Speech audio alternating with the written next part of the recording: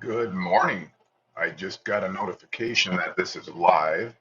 I think that means it's being broadcast or recorded, or the other one is going to start in 5 minutes.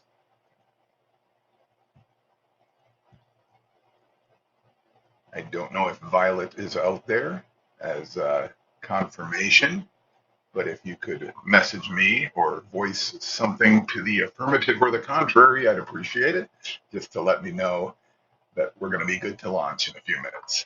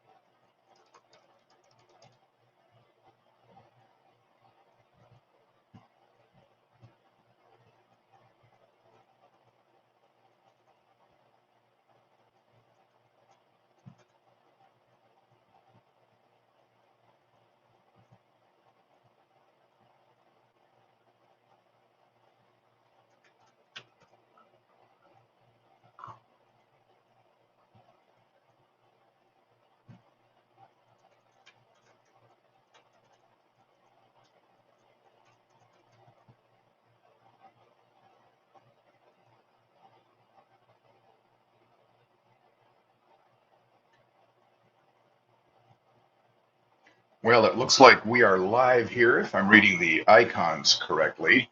I'll ask maybe one of my colleagues who's in the session here to confirm with a text if my voice is heard. I'm getting all green lights, and I'm showing that this should be live.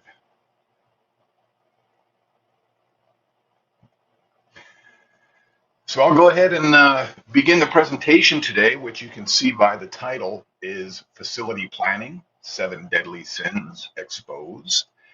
Looking forward to sharing some of this information with you. That's my little Bitmoji there, not wearing a hat today, but that is one of the common hats I do like to wear. So I'll try to keep an eye on the chat window as we move along. I'm sharing the application window, which is the my PowerPoint window. Um, Truly hoping it is showing as I believe it is. So yes, we're in session. So here we go. Let's light this candle. So here you can see essentials of facility planning, 7 deadly sins exposed. There's my contact information. Happy to chat with anyone from the organization here who's attending, or other school constituents who might have an interest in facility planning. I've got the date located, and my email address, of course. Um, we're going to cover these 7 deadly sins today. We're going to move through it pretty quickly. I presented this about a week and a half or 2 weeks ago, and it's probably about 35 minutes or so. We're going to talk about sins of the process charter schools need to follow, candidly. The mindset, I'll give you some psychological tools to assist you. Targeted size of a project. Yes, I can tell you how large your charter school building will be, even without knowing anything about your school yet. Language that will help navigate the process and help you control what you can control regarding your facility. Another sin addresses the use of information. I'll give you some advice to stay engaged and what it can mean for getting your facility project funded. And then a 7th secret deadly sin I call binding decisions. Much of this material today and much of my life actually went into a book chapter, which you can see the image of here. It's a recent ebook available on Amazon. It's called Beyond Academics, Essential Strategies for Charter School Leaders. And I authored chapter 5, 6 sermons, a little bit of a religious theme there. This one is 7 deadly sins. But that is a live link under the where it says recent ebook. It is available free from Amazon. It's a quick download. Several other authors in that book, chapter authors, they are presenting at this event as well. So somewhat of a who's who of charter school people. Exciting stuff. So these ideas I'm presenting, I'll let this slide kind of settle in a bit. These are not just my ideas. This is not just one wacky recovering English professor who has ideas about how facilities should be. These are, in fact, these ideas are informed by established real estate developers for charter schools. My own company, Highmark School Development. Those are the top stats there. Tremendous number of charter school projects. Prior to that, I worked for the largest charter school builder in the country, a group with 400 plus schools.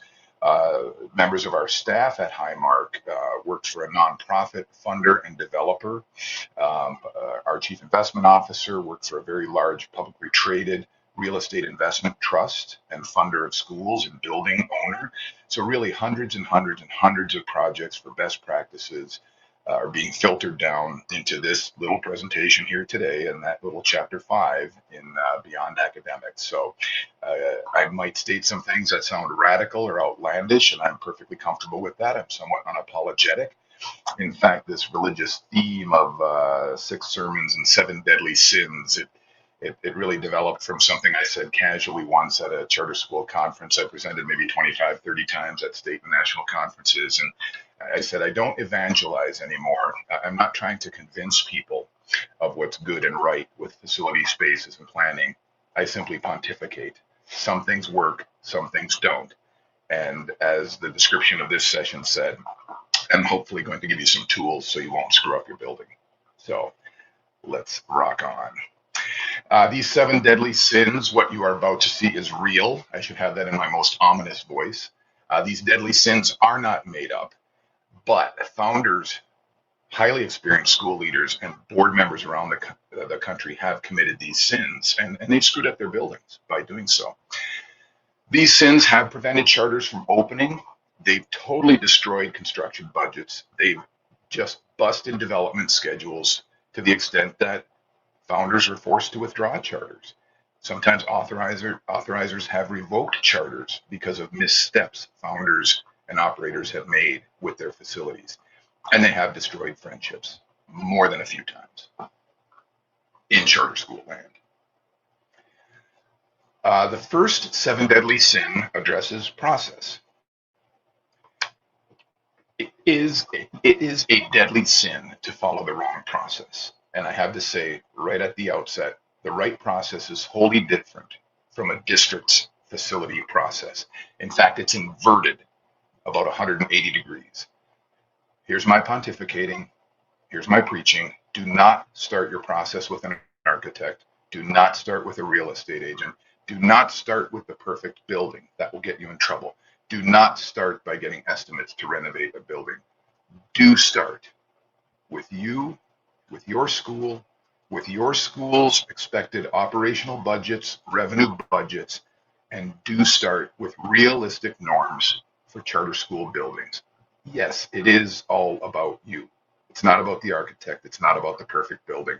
It's not about getting estimates and prices to renovate something. It's about your appetite. We'll talk about this. 6 questions will be asked roughly in this order if you want to avoid this particular deadly sin. What is my appetite for rent or mortgage?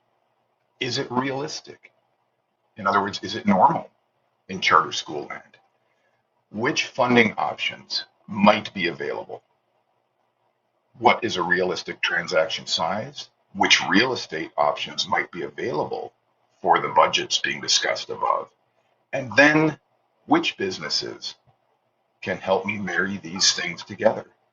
My desired facility payment, available funding, bank loan, nonprofit lender, might be a landowner who's willing to fund your tenant improvements, along with my academic program and enrollment, along with the right real estate. Here's a little bit of a simpler look to that. Determine realistic rent budget you can live with without compromising classrooms, teachers, academic program. The potential funding source. You might have a couple, you might have only one. The spending limit or range. The real estate options that can be accommodated in your market, in your neighborhoods, in your community, where you told parents in your authorizer you would be operating. And then the team, who's going to help you make that happen. This really is much more like shopping for your home, for the house where you're going to live, than it is a district school project. I'm going to bounce back to the Attendify question list here to see if anyone has questions. I'm hoping my voice is coming through fine. Okay, moving on. The second deadly sin addresses mindset. Thinking and operating like a charity is a deadly sin, and many, many charter schools do this. You are not operating a charity. You are running a business. Here's my pontificating, folks. Don't expect others, architects, builders in particular, to work for free. Churches do that. Businesses don't. You need good, solid business relationships with vendors, service providers, property owners, and others to be successful. You're better off not expecting handouts, in other words. Your business is a publicly funded school. It's paid for by tax-paying businesses and people. They're going to send their children to your school. It's important that charter school founders understand that businesses will make money supporting your efforts. Are they making money on the backs of your students? Well, that's America. That's the way the system works. Your copier vendor, the people providing school uniforms and pencils, desks and tables and whiteboards and bathroom supplies, they're businesses. They need to make money and pay taxes so they can support free public education. So in reality, your teachers are paid and students are educated because of those taxpayers, and that's America. It's important to embrace that for a successful facility project. You will be probably looking at some nonprofit lenders or nonprofit developers to support your facility efforts, and you have to look at all the options. Many of those folks exist to attract those tax-paying investors to make charter projects more attractive. Some of those vendors out there, architects and builders in particular, they might work for free for a while to help you. But do understand you often get what you pay for, and those folks might work for free for a while to have that upper hand at a chance to win paid work for your charter school board. But not everyone wants your business. Charters are risky. Charter real estate is especially risky. I've seen many founding groups. This has happened in the Southeast and out West. not so much in the Midwest, but a New Start school that's just been awarded its license to operate, its charter, it issues this grand, lengthy RFP, a request for proposals, for developers and funders to develop and fund the facility project. But it's very difficult to fund and develop a project for a New Start school. My company happened to specialize in it for many years, so we were comfortable with that.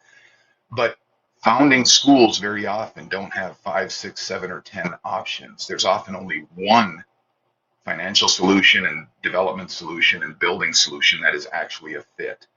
So you will have more businesses interested in your project once you have a likely path to financing.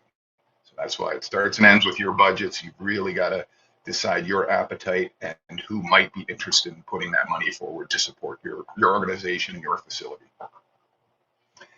The third deadly sin in the big red band up there, targeted sizing, rent, building size, and spending limit.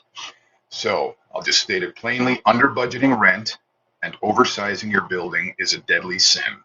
I'm giving you some numbers there, which are very effective for planning purposes. Budget 15 to 20% of your revenue for rent or mortgage. Plan on 65 to 75 square feet per pupil, all in. That's classroom, support space, corridors, etc. These are your targets. I'm going to use that word frequently here. These are your targets. These are normal for planning. You are not estimating construction costs when you say you're setting aside 15 to 20% of revenue for rent. You're planning. And you don't need real estate identified to work with these numbers. In fact, these numbers will drive your real estate search.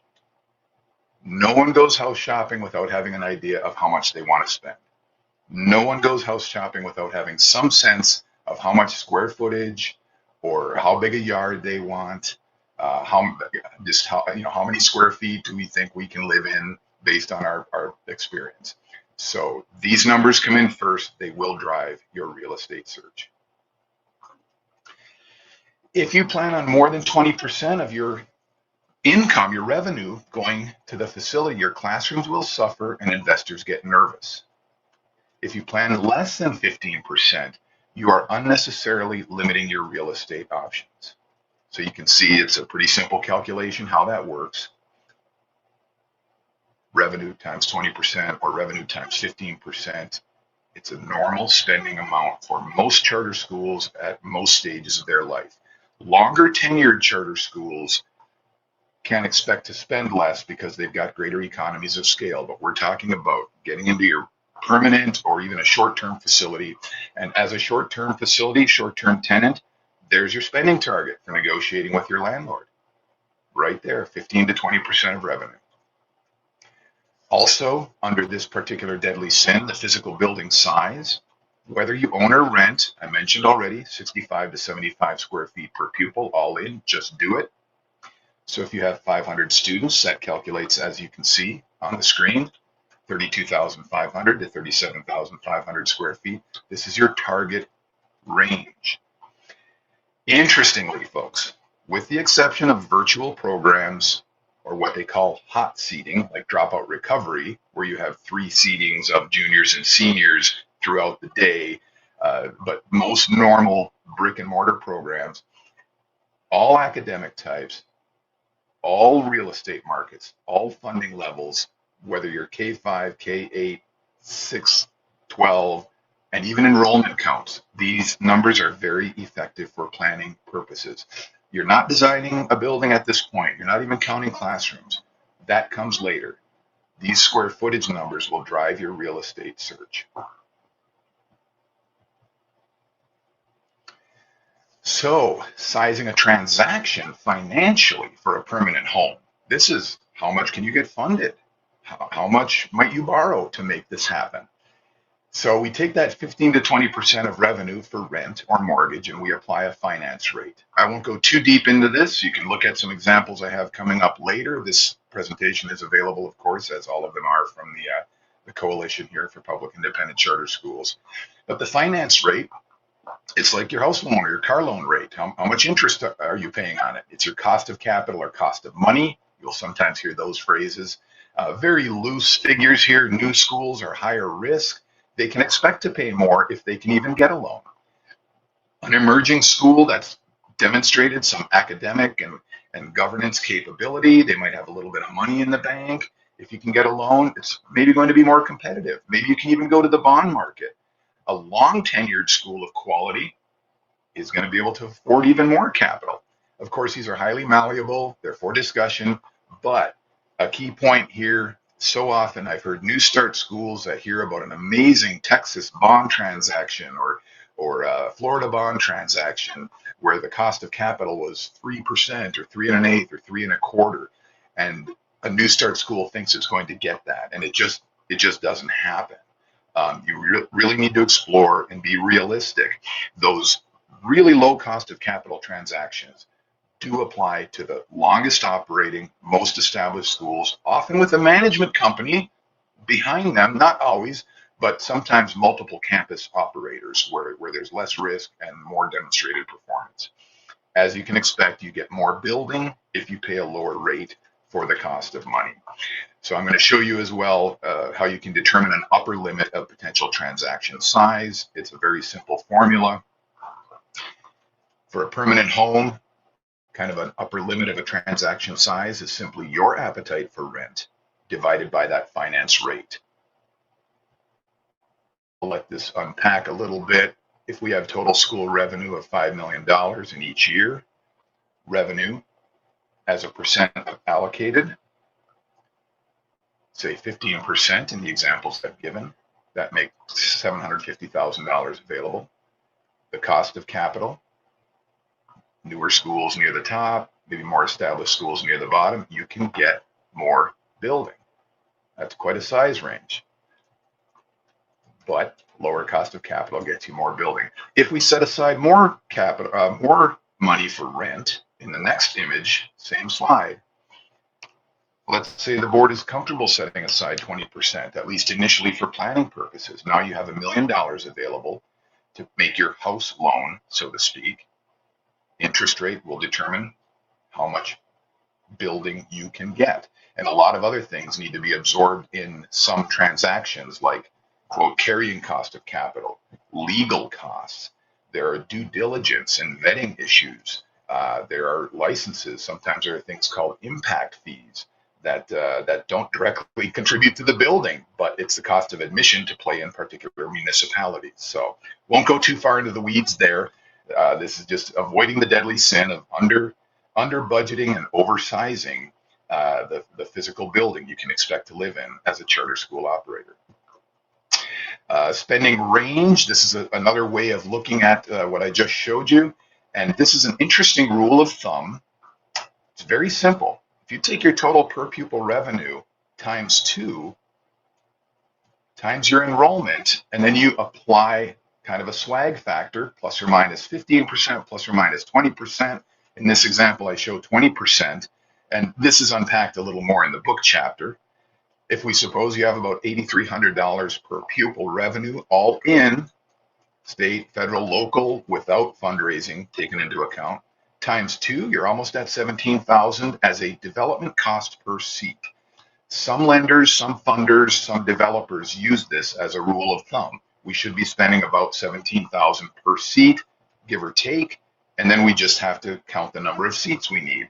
600 students puts you kind of in that middle range. If I apply my swag factor plus or minus 20%, I'm probably looking at a total fundable transaction somewhere between 8 and 12 million.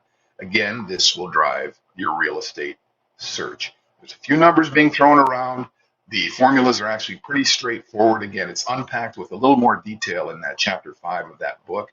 A nice rule of thumb to at least help you control the conversations with members of your team that you engage. In other words, in this scenario, you're not going to plan on spending $30,000 per seat for development. That would just take it off the table for discussion.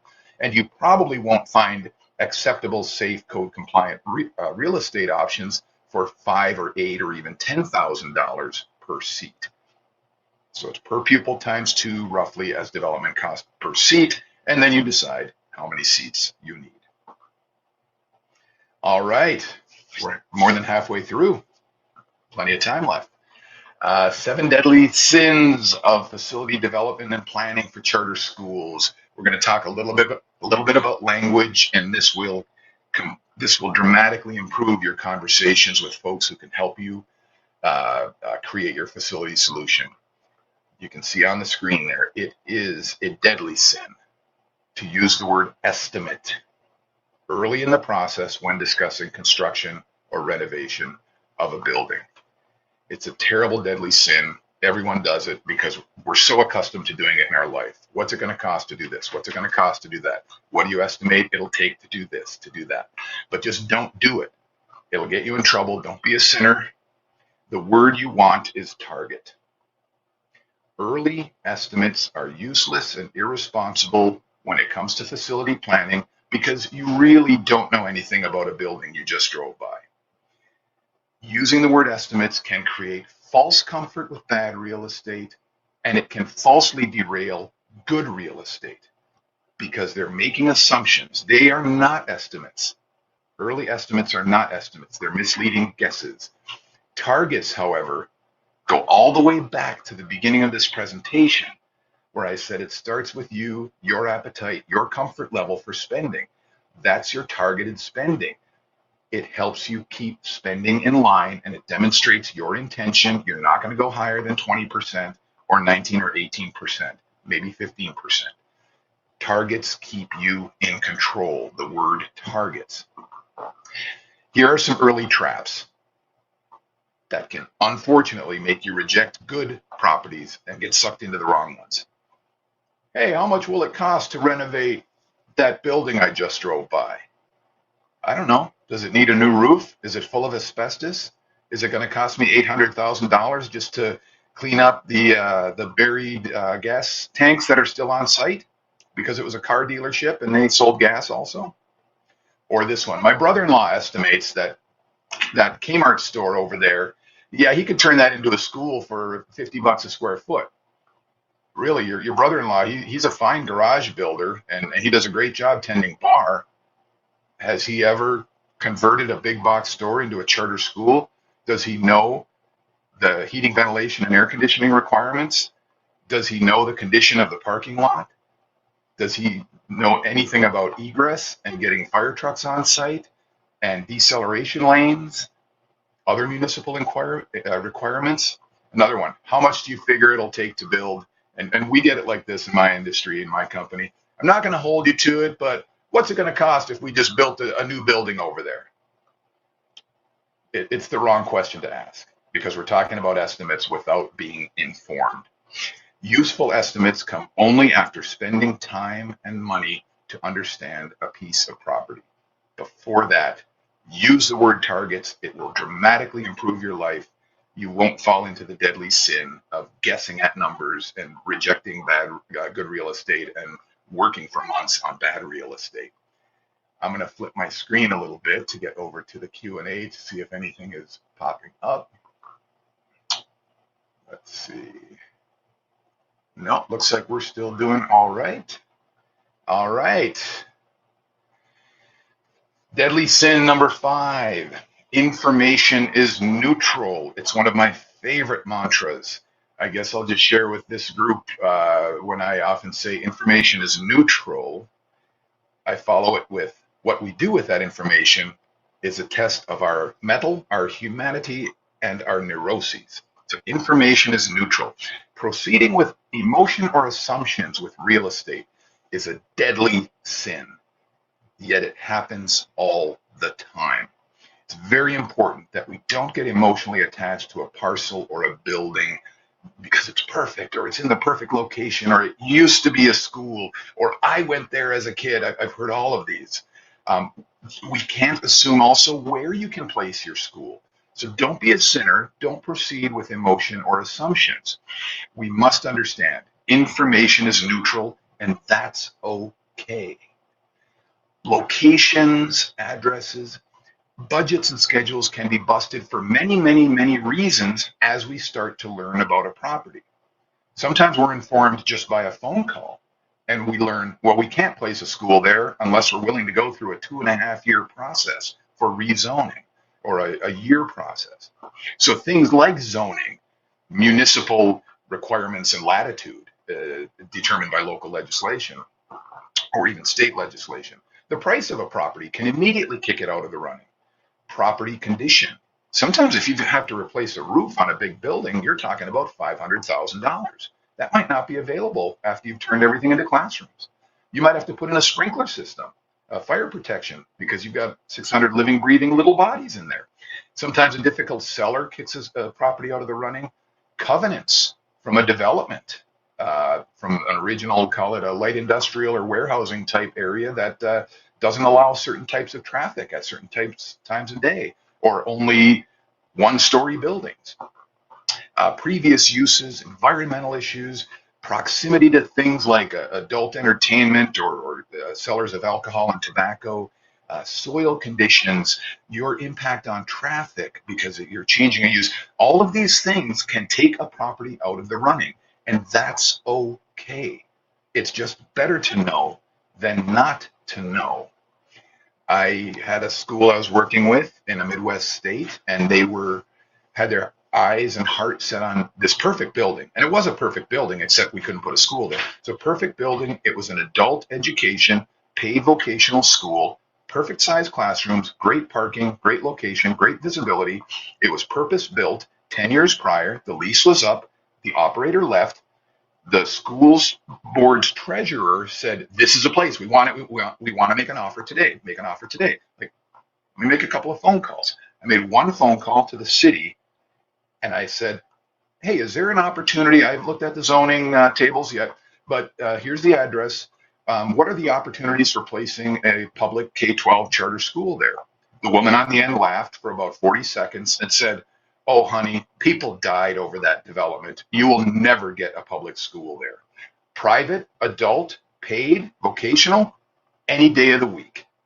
That's what it was created for. They didn't want the youth traffic because of the proximity to Class A and B office properties. They liked what the vocational program brought to the other businesses. It would never happen. I told the school treasurer, I remember I was walking in San Francisco at the time. I was at an independent school conference, and I told the treasurer, and he got angry with me. He said, "That's not true. Who did you talk to? Did you get it in writing?" And I said, "Person's name, here's the person. You feel free to call it. Information is neutral." He took it very emotionally. He was upset about it. It derailed his world for a month until he confirmed what I found out with a phone call. So information is neutral. It's always better to know. Well, here we go. Better to know than not know. Real estate development is highly complex. It can be confusing. We can't make decisions based on assumptions or emphasized casual comments from a seller, a broker, a builder, even a city employee, even an architect. A casual comment like, "I'll see what I can do. Maybe we can put a school in there." Eventually, you have to find the facts. Your brother-in-law who builds schools or builds houses in Penns Bar probably doesn't know for sure if you can place a charter school at address X. Often they just accidentally mislead you. There's no malice. Sometimes sellers will intentionally mislead you and not tell you what they know about the environmental or about the zoning or about the previous uses or about a tobacco shop that's planning to move 2 storefronts away. So embrace facts, welcome them, even if it takes a great property off the table. A great property is not great if you can't put your school there for any number of reasons. That's deadly sin number 5. Deadly sin number 6, it's a deadly sin to delay or avoid, or here's a big word, friends, to disrespect requests from your prospective funding source. Don't disappear when someone is looking to fund your project. Don't be a sinner. You're asking for a lot of money for your building, 5 million, 10 million, maybe 20 million or more. Any lender, nonprofit, for-profit, conventional bank, charter friendly, any lender, any funder needs to understand, underwrite, and approve your school as an investment. They will ask for many documents, many conversations, sometimes with your authorizer. Don't treat the request as an inconvenience or annoyance. It's really unprofessional. It's your chance to shine. Non-responsiveness does cause investors to walk away. It happens. I've heard these phrases over the years. Well, if they won't get us their updated marketing plan, something that's relatively simple to provide, if they won't get us their updated marketing plan, how do we even know they're going to pay rent? If they won't get us the new budgets so we can resize the transaction, how do we know they're going to get us compliance documents when we need them to make sure they're following the law? Stay engaged. Very important. It is your chance to shine when someone has taken an interest in you because they think you're going to do great work. Oops. So that's just a single slide there. My last 7 deadly sins here, and I'm going to bounce back to my question line before I hit 27. I am being heard, I can see. Thank you for those confirmations. I didn't see them right away, Michael and Melissa, but thank you. Bouncing back, the 7 deadly sins. This was not included in the book, but you're getting it here. The last of the deadly sins is what I call binding decisions. And I guess this is a planning sin, so I feel comfortable including it here. It is a deadly sin, again, a big word, to disrespect or ignore the legally binding nature of contracts entered into by your school board. It's a deadly sin. You won't end up in hell, but you might end up in court. Now, avoiding this sin applies to the board and to school leadership, both current and future, because until contracts expire, your school, the future leadership and boards, they have to live by the legal decision made by its public board, sometimes years prior. Issues dealing with your building can have particularly lengthy ramifications. And we've seen it happen casually, and I'll give you some real examples. Actually, I wrote down these examples so I don't have to remember them, but you, as a charter school, you operate under a public charter school board approved through any of various mechanisms in the states where charter schools operate. Those contracts are legally binding. Decisions were made at a time when certain things applied. They may or may not apply anymore, but the school still has to live by those. And I'll give you some examples of the following things. I like using the Bitmojis. The following things have happened. What you are about to read is real. There were 7 deadly sins. Some of those schools ended up in court because they disrespected or disregarded legal approvals made by a public board. I'm going to actually read these because they're that important. With real estate, facility funding, and construction, you can't simply walk away from an executed purchase agreement or term sheet because you want something different. A developer, a funder, a builder, someone might have spent $50 or $100 or $250,000 to move that project through tests, approvals, plans, drawings, and you just walk away. Might not end up in hell, but you sure could end up in court. There are ramifications. You might be able to buy your way out of a purchase agreement, but you can't just walk away because someone came by with dangling something prettier in front of you.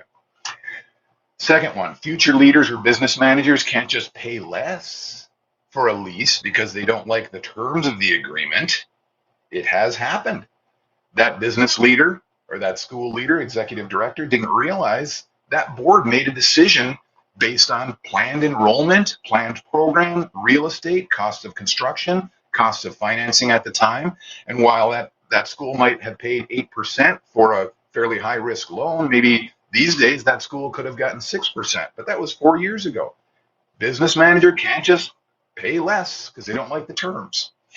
Also, a future board that changes an education model from, for example, project-based learning to classical, you can't blame your architect for providing a custom PBL facility. I've seen this happen many times. A board changes gradually over 2, 3, or 4 years, and they like what they see on STEM, but it was built as a PBL school, or they like what they see, the local district cut its performing arts program, so they want to pick up the mantle, and they want a performing arts school, but they don't even have a performance stage. Well, it wasn't designed for the original idea that was legally agreed upon. Lastly, you can't blame your landlord if you don't fill your seats and your agreed upon rent is now too high. Binding decisions were made. Your board agreed to pay a certain amount for rent. maybe with escalators over the years, which is very common in commercial real estate. But if the school leadership doesn't fill the seats, chances are that rent still applies. Some landlords might negotiate something that grows as you grow and accepts it if you don't grow.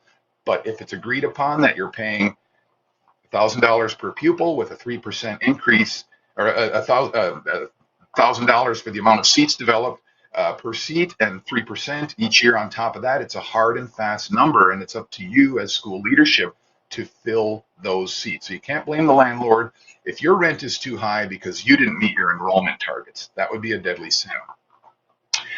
So there they are: process, mindset, targeted size, some language to help out psychologically. Information is neutral. Better to know than not know, that is. Stay engaged in the binding decisions.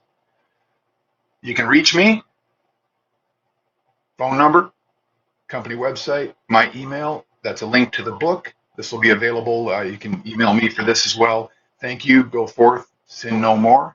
Be happy. Enjoy the rest of the conference. And I'm going to bounce back now to the question stream. That was about 37 minutes total. I'll stop that share, and I think it brings me up on video.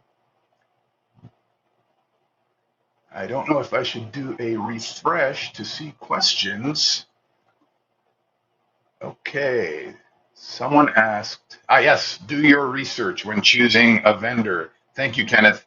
Some of the best resources are your in-state associations, charter school associations. This group itself, CPICS, obviously they embrace and work with folks like you who don't have the resources of management companies behind them.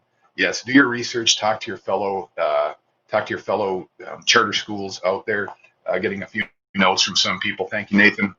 Appreciate it. Fun stuff. I knew this would be about 35 or 36 minutes. I think I hit 37. I guess, barring any other questions, I will work with Violet to make sure that the slide deck is available for you, and rock on. Enjoy. Good luck with your facility. Call anytime. My colleague Melissa and I are here at the event. We're always happy to help, even if we don't end up working with a school. Highmark is a sponsor of the event. I think we're the platinum sponsor for this. I'll be around all 3 of the days. Melissa and I are actually sharing some time. South Carolina has its charter school conference during the same week, but please do ping us.